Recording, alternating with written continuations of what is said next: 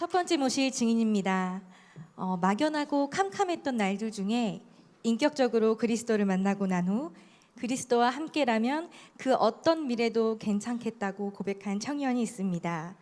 앞서 들으셨던 찬양 가사처럼 주님 사랑에 너무 감사하다는 이 청년은 특별한 비밀이 있다고 합니다. 하루하루 이 청년만의 방법으로 전도자의 작품을 남기고 있다고 하는데요. 이분 과연 누구일까요? 여러분 큰 박수 부탁드립니다.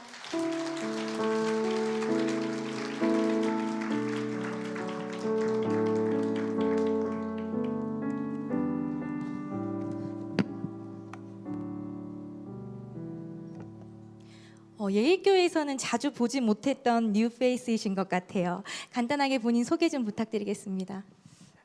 네, 오늘로 예일교회 출석한 지 26주차 된 청년부 김일중입니다. 반갑습니다. 네, 제일 중요한 거 먼저 여쭤볼게요. 언제 복음을 듣게 되셨는지 그 이야기 좀 해주세요. 복음을 듣게 된 것 전에 이제 교회를 접하게 된 건 어렸을 때부터였어요. 제가 모태 신앙은 아니지만 이제 어머니께서 먼저 신앙생활을 하셨고 제가 이제 유치원 대신 교회에서 운영하는 성교원을 다니게 됐죠. 그때 이후로 이제 쭉 교회 안에 있었습니다. 네, 근데 인터뷰할 때 들어보니까 그 복음을 듣고 난 후에도 복음을 누리면서 이렇게 깊은 신앙생활은 하지 못했다고 들었습니다. 청소년 시기 매우 힘드셨다고요. 밤에 잠들기 전에 하나님께 내일 아침에 눈을 뜨면 천국에 있게 해주세요라고까지 아픈 기도를 했다고 들었어요. 무엇 때문에 그렇게 청소년기가 힘들었는지 그때 이야기 좀 해주세요. 뭐 문제는 당사자에게는 항상 힘든 거잖아요. 지금 생각해 보면 별거 아닌 거였는데 그때 당시는 참 많이 힘들었어요. 제가 이제 중학교 2학년 때 다락방을 만나게 됐고 그때 처음으로 이제 하나님 자녀 렘넌트라는 정체성을 갖게 됐어요. 근데 제가 자세한 사정은 모르지만 어렸을 때 이제 다락방을 하게 되면서 기존에 다니던 교회에서 나오게 됐어요. 그리고 나서 몇 가정이 모여가지고 이제 예배를 드리기 시작했죠. 정식 교회나 정식 지교회가 아니어서 따로 목회자분이나 교육자분도 안 계셨어요. 이제 교회 강대상 위에는 커다란 텔레비전이 올라가 있었고요. 그걸 보면서 인터넷으로 예배를 그렇게 드렸습니다. 그러다 보니까 주일학교도 경험을 못 해봤고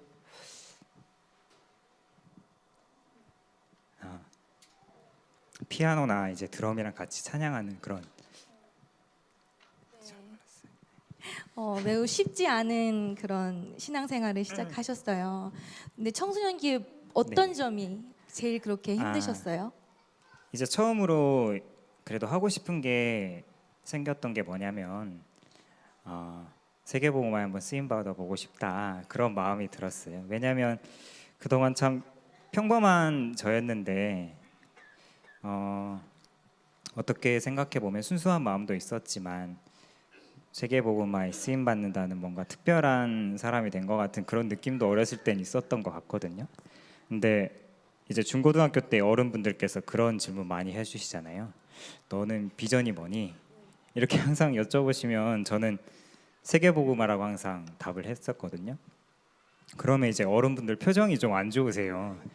이제 고개를 한번 갸우뚱하시고 묘한 이제 미소를 지으시면서 그래서 어떻게 세계복음화할 건데?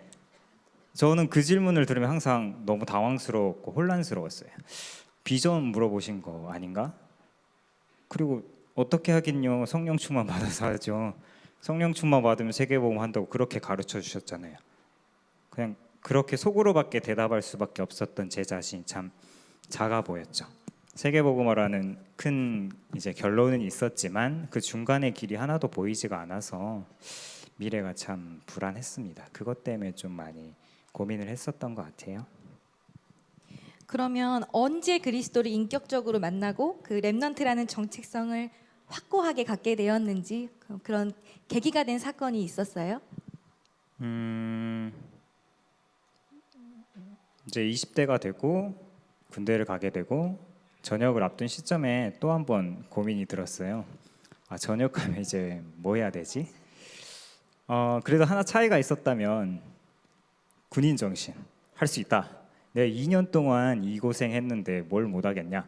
그 힘 가지고 더 힘있게 미래를 고민을 했습니다. 밤이면 이제 그래도 하나님이 실수가 없다니까 제 전공을 살려서 진로를 이렇게 해보고 대외 활동은 뭐 하고 스펙은 뭐 쌓고 시간 관리 어떻게 해야지 이런 거를 밤새 계획을 짰어요. 근데 다음 날이 되면 그 종이를 찢어서 버리고 다시 처음부터 계획을 세웠어요. 그거를 몇 날 며칠을 반복을 하다 보니까 뭐 계획이 선명해지기는커녕 진짜 나 더 뭐 해야 암담해지셨어요. 되냐.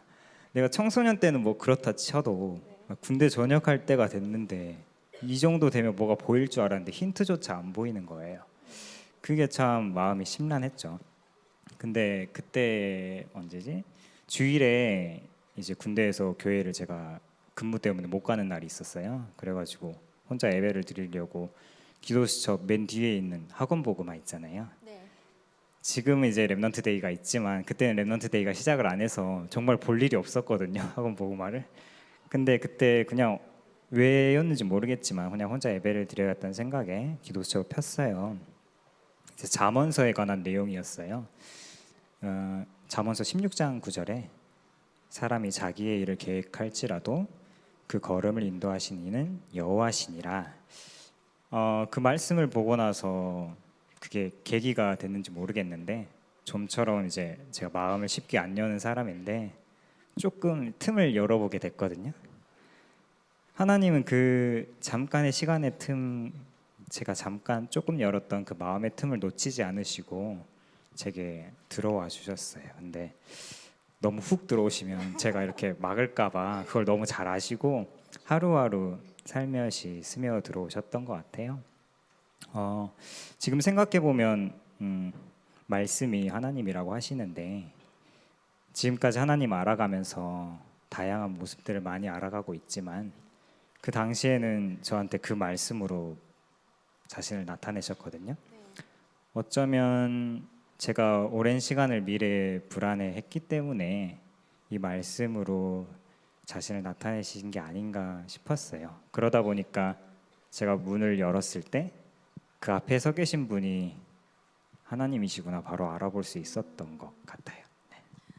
비슷한 시기에 이런 고민을 갖고 계신 분들이 굉장히 많을 것 같아요. 그러면 군대를 갔다 오고 난 후 제일 달라진 점이 무엇이에요? 뭐 군대 전역하고 나서도 뭐 지금도 그럴 때 있지만 뭐 미래가 불안하거나 캄캄해 보이거나 그럴 때도 있죠. 근데 하나 바뀐 게 있다면 아까 말씀해 주신 것처럼 이 사람과 이분과 함께라면 어떤 미래도 괜찮겠다 싶었고 제가 불안한 미래 때문에 고민할 때 항상 똑같은 내일이 반복된다는 게 너무 싫었어요. 왜냐하면 하나도 보이지 않는데 똑같은 내일이 반복된다는 게 너무 싫었죠. 근데 아까 찬양해 준 가사처럼 이제 내일이 기다려졌죠. 주님을 향한 나의 사랑을 다시 고백할 수 있는 새날을 주시고 하나님을 더 알아가고 교제할 수 있는 새날 주시면 참 감사하게 됐습니다. 그 매일매일 새벽 기도도 매일매일은 아니고요. 그때 뭐 사랑에 빠지게 되면 처음에는 뜨겁게 하잖아요.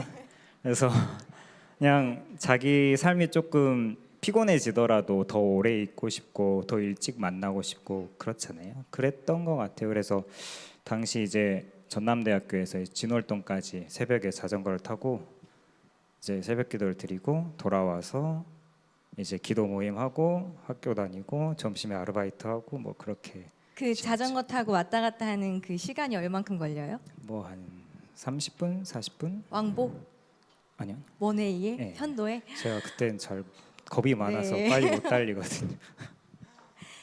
저 제일 궁금한 게 있었어요. 그 일중 씨만의 작품인 오늘의 고백이라는 수첩을 매년 정리하신다고요. 되게 궁금한데 아마 많은 랩런트들이나 성도분들이 그 인생 작품을 남긴다는 거에 대해서 매우 어렵게 생각하시는 분들이 많이 있어요. 그 작품 좀 보여주실 수 있으세요? 여기 들고 왔는데요. 네, 제가 보여드릴게요. 이렇게 책으로 3권 다 다른 내용이에요? 네, 이게 2010년부터 2016년까지의 자료고요. 밑에 다 연도수도 있고요. 이렇게 세 권을 다 만드신 거예요, 본인 직접. 이게 2010년도에 제가 전역을 했는데 그때 렘넌트 대회에서 처음으로 전도자의 삶이란 메시지가 나왔던 걸로 기억을 해요. 전도자의 삶 플래너도 나왔고 그때부터 이제 시작을 했던 것 같습니다. 처음에는 그냥 뭐 사랑하면 간직하고 싶은 게 많잖아요. 네. 그런 마음에서 시작을 했던 것 같아요. 오늘의 고백이라는 건 이제 오늘 내게 주신 말씀, 오늘 내게 주신 만남 이런 것처럼 내 인생이 한 권의 책이라면 오늘이라는 페이지에는 어떤 글이 쓰여질까 그런 질문에서 시작을 했고 제 하루를 좀 간단한 문장으로 함축해서 표현해 보자 라는 생각에서 시작을 했고요. 뭐 네. 연말이면 연말정산 하듯이 그런 오늘의 고백들을 모으고 제가 한 해 동안 사역했던 자료들을 이제 뭐 QR 코드 같은 형식으로 해서 그럼 이 한 권에 다 담아. 그럼 그 QR 코드를 찍으면 영상이 떠요? 네, 영상이나 뭐 기획했던 내용들이나 그런 거. 그러면 이 중에서 하나 좀 읽어 주실 수 있는 거 있을까요? 아, 이게 제가 2012년도에 쓴 글인데요. 오늘에 딱 맞는 것 같아서 조금씩 시간을 내서 그동안 썼던 글들을 정리해 놓자. 훗날 어떻게 될지 모르잖아. 이렇게 써놨습니다. 이렇게 하나만 더 읽어 주세요. 아, 그래요.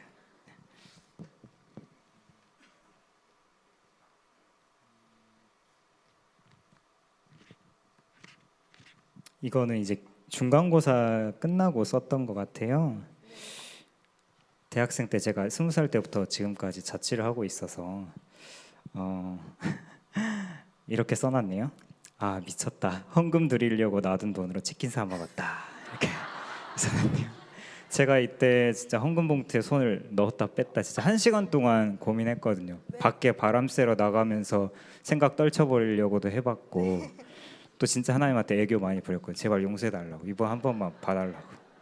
아무래도 자취를 하다 보니까 이제 점심 시간에는 아르바이트를 하더라도 빈 시간에 후배들 만나서 이제 뭐 커피를 사든 뭐 해야 되니까 제가 돈을 써버리면 사역을 못 하잖아요. 그러다 보니까 이런 고민을 했던 것 같아요. 네, 앞으로도 계속 남겨질 그 일중 씨의 오늘의 고백 이 작품이 매우 기대가 됩니다. 마지막으로 본인의 인생 찬양곡이 있다고 들었어요. 근데 특별하게 어린이 찬양곡이에요. 죽게 드려요라는 곡인데 이 찬양이 일중 씨의 인생 찬양이 된 이유가 있을까요? 어,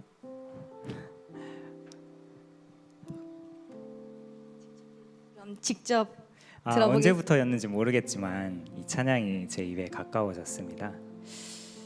참 연약하고 부끄러운 것도 많은데 그래도 제가 어렵지 않은 건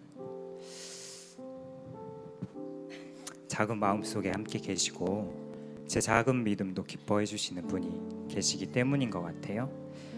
어렸을 때 청소년 때 이제 수련회를 가서 그냥 분위기에 휩쓸려서 했던 고백인 것처럼 기억을 해도 주님의 이름으로 불렀던 그 고백들은 다 귀담아 들어주셨더라고요. 뭐 응답 안 된 게 더 많지만 예배 속에서 내가 그때 너가 했던 말 아직도 기억하고 있다 라고 말해주시니까 그게 더 고마워요.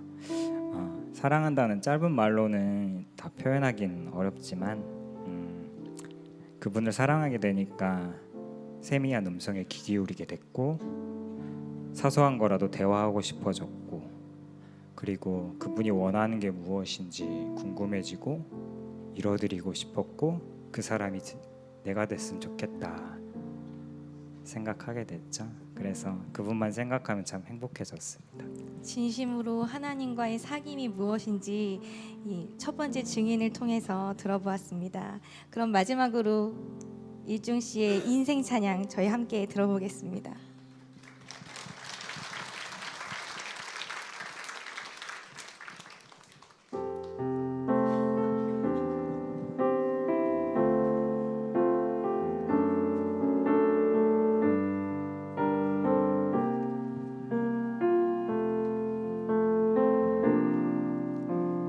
나 '나